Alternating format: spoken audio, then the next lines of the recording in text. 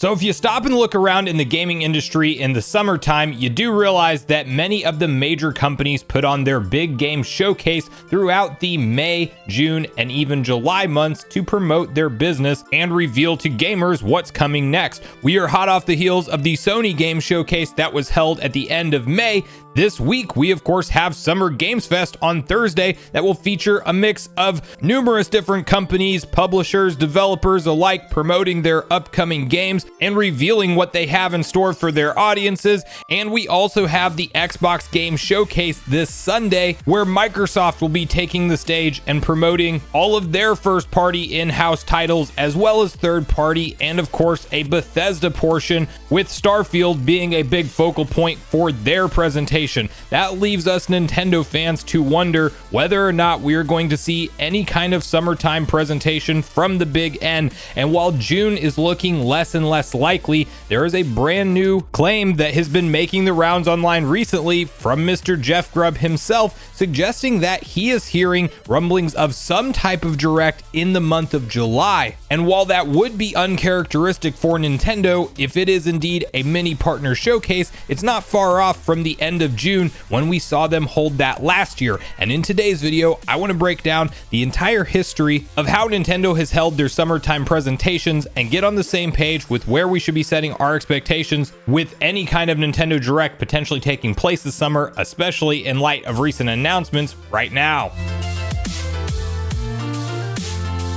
What's up, nation? Make sure you like, subscribe, and turn on your bell notification if you haven't already. And as mentioned, guys, today we are discussing the likelihood of a summertime Nintendo Direct presentation, because when you stop and look around as a gamer, you see everybody else holding their showcases, and it's kind of cool to sit on the sidelines and see some of the cool announcements, even ones that I'm hyped for. I will definitely be picking up Spider-Man 2. I think that looks great, and it's definitely one that's on my radar. Final Fantasy 16 is out this month in June. That game has my interest piqued. Even Starfield, that will be a very big focal point at the Xbox Game Showcase. I'm excited for that, and excited to traverse through multiple planets, hundreds of planets from the sounds of things from what we've seen so far, and I would like to see how that game is progressing. However, I am also at my core a Nintendo fan, and I'm really excited to learn about anything besides what we know, which right now has to do with everybody wanting to switch at the end of June, and then Pikmin 4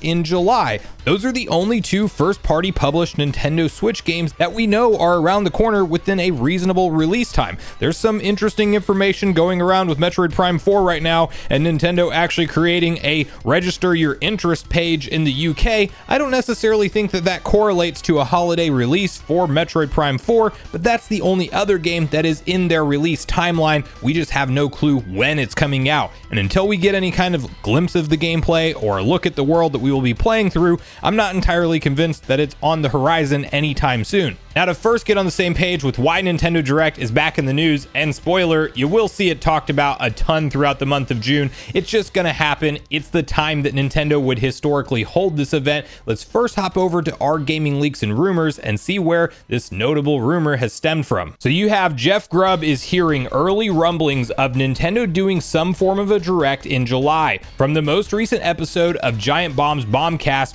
Jeff Grubb says he started hearing early rumblings of a Nintendo Direct of some kind taking place in July. Jeff has no idea whether it would be a general Direct, Direct Mini, or a partner showcase. Now, whether you love or hate Jeff Grubb, there's no denying that the guy has inside connections in the gaming industry. He was the one betting his entire hair and even beard on the line for Metroid Prime 1 Remastered. Of course, Nintendo decided to go ahead and release it in the beginning of 2023 instead of the end of 2022 when he was predicting it would be out.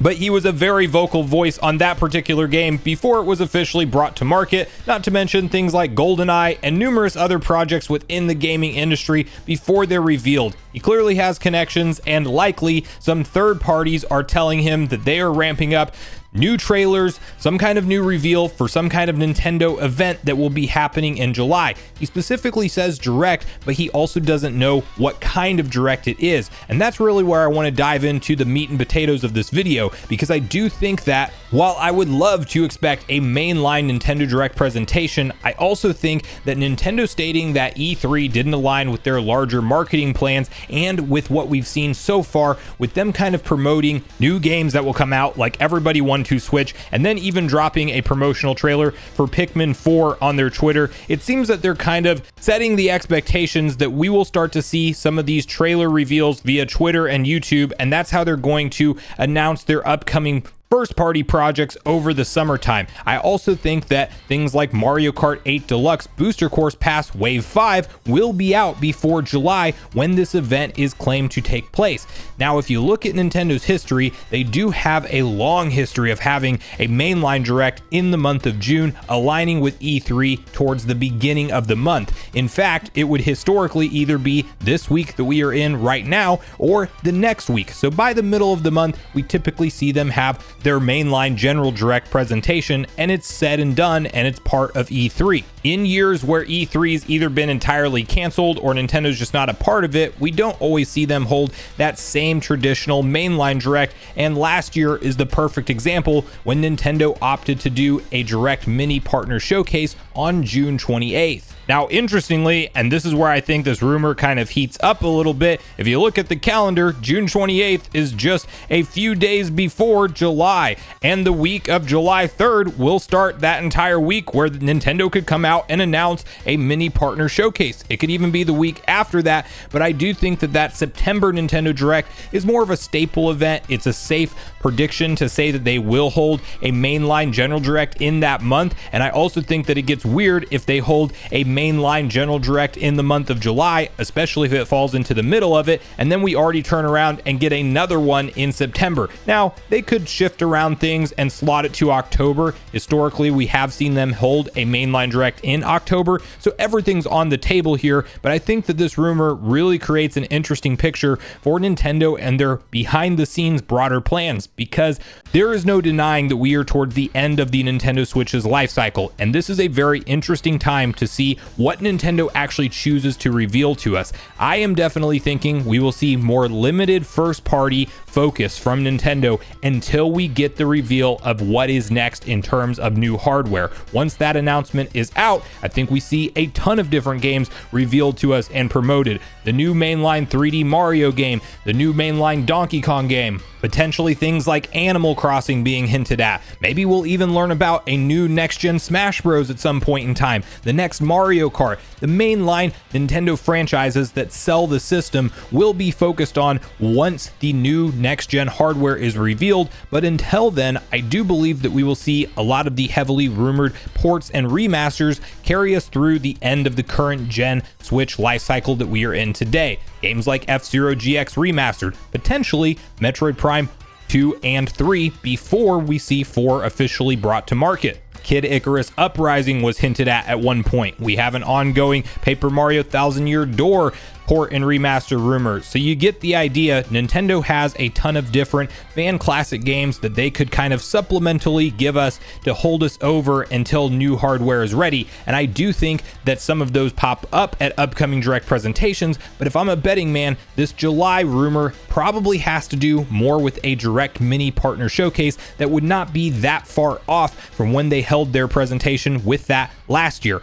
especially with all of these different announcements and trailers that we are seeing them focus on Twitter currently. I think this paints a picture for a lighter first-party focused release schedule from Nintendo, and it paints a broader picture for a heavy third-party lineup, which is even being reported on by publications like Famitsu Online. So I really want to hear from you guys at this point in the video, whether or not this changes any of your expectations for a summertime showcase to take place. Do you think that, yes, indeed, this is more evidence that a direct mini partner showcase is what Nintendo will be focusing on this year for the summertime, or do you think that this is actually more evidence that a mainline General Direct is in the holster for Nintendo, and for whatever reason, they're deciding to unveil it and announce it in July? You also have to keep in mind the fact that July does line up with sometimes when they reveal new hardware. So do you think that we actually get a mainline Direct presentation in July, and that's also where they reveal the next gen console? Anything's on the table here. Nintendo's one of the most unpredictable companies out there, which is why they're fun to follow and report on.